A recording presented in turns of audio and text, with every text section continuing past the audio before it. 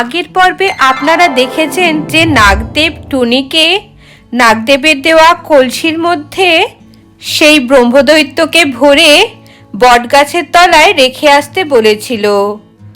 আর টুনিও নাগদেবের কথা মতো সেই ব্রহ্মদৈত্য সমেত কলসিটিকে সেই বলে দেওয়া বটগাছের তলায় রেখে এসেছিল।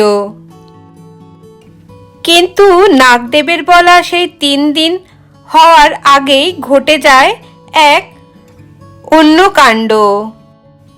সেই গ্রামেরই একটি বাচ্চা মেয়ে টুকটুকি খেলতে খেলতে সেই কলসিটিকে নিয়ে তার বাড়িতে চলে যায়। আর তার মা রাতে যখন ঘুমাচ্ছিল তখন তার শরীরে সেই ব্রহ্মদৈত্য প্রবেশ করে। কি গো, তোমাকে আমি বারবার করে ডাকছি, তুমি তো